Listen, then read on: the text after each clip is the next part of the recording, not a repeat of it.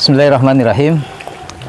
Alhamdulillahilladzi arsala rasulahu bil huda wa dinil haq liyudhhirahu 'alad dini kullihi wa kafa billahi syahida. Asyhadu an la ilaha illallah wahdahu la syarikalah wa asyhadu anna Muhammadan abduhu wa rasuluhu alladzi la nabiyya ba'dah.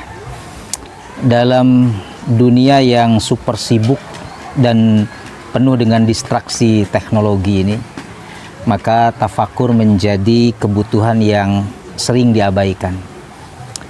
Orang lebih fokus dengan kehidupan dunia, ngejar target, ya, kemudian deadline ini itu dan lain sebagainya, sehingga tidak ada waktu ya untuk bertafakur, tidak ada waktu tentu untuk akhiratnya.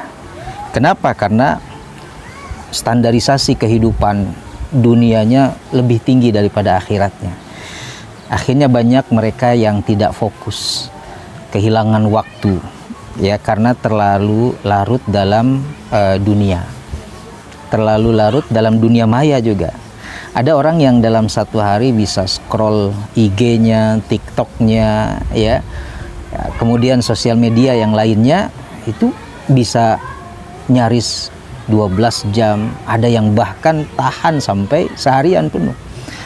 Nah, ini sesuatu hal yang patut kita prihatinkan, fenomena yang terjadi wabil khusus kepada generasi muda kita, sehingga mereka kehilangan fokus, kehilangan arah apa yang harus mereka lakukan. Maka Allah Subhanahu wa taala mengingatkan itu dalam Al-Qur'an surah Ar-Rum ayat 7 dan 8. A'udzubillahi minasyaitonirrajim. Ya'lamuna zahiran minal hayatid dunya wa hum 'anil akhirati hum ghafilun. Jadi mereka itu faham, mereka tahu tentang yang zahir dari kehidupan dunia, sehingga membuat kehidupan akhirat mereka itu lalai. Jadi mereka lalai dengan kehidupan akhirat mereka karena lebih fokus dan lebih tahu tentang kehidupan dunia. Kenapa? Orang kalau fokusnya kepada sesuatu, maka dia akan lebih tahu sesuatu tersebut ya. Orang kalau fokusnya terhadap dunia, setiap harinya orientasi akalnya, kemudian juga hatinya, perutnya, ya, seluruh anggota tubuhnya, maka dia akan fokus terhadap hal tersebut. Nah, ini yang terjadi di tengah media ini. Maka terlalu dengan hal-hal dunia, ya, sehingga benar-benar lupa terhadap Allah, terhadap diri sendiri pun lupa. Padahal yang paling dekat dengan kita adalah kita sendiri dan Allah Subhanahu wa taala. Sibuk urusan dunia, lupa dengan tujuan akhirat. Maka Allah Subhanahu wa taala melanjutkan di ayat ke-8-nya, awalam yatafakkaru fi anfusihim. Apakah kalian enggak memikirkan diri kalian sendiri? Tidak mentafakuri diri kalian sendiri. Sebab dengan mentafakuri diri kita, maka di situ kebesaran Allah Subhanahu wa taala, sebagian kecil saja kebesaran Allah itu akan nampak dalam diri kita. Belum lagi tahu dalam konteks alam semesta ini.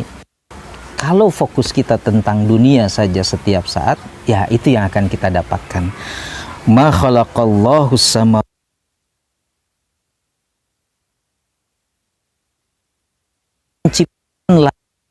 tidaklah bumi dan di antara keduanya illa bil haqqi, kecuali hak, ya, dengan kesungguhan sia, wa ajali sama, dan juga itu yang sudah kemudian ditentukan oleh Allah Subhanahu wa taala. Wa kanan nas la kafirun, tapi sayangnya kebanyakan manusia, kata Allah, mengingkari pertemuan dengan Rabb mereka karena tidak ada waktu tafakur, tidak ada untuk beribadah, tidak diciptakan oleh Allah Subhanahu wa taala di muka bumi ini, sehingga membuat dia lalai, sehingga membuat fokusnya hanya terkait dengan dunia saja. Maka kenapa orang-orang sibuk itu justru disebut ghafilun oleh Allah Subhanahu wa taala di ayat tersebut? Kenapa? Karena lalai di situ menggambarkan kebodohan, ketidaktahuan dan sikap apatis, tidak peduli dengan akhirat. Makanya disebut orang yang lalai.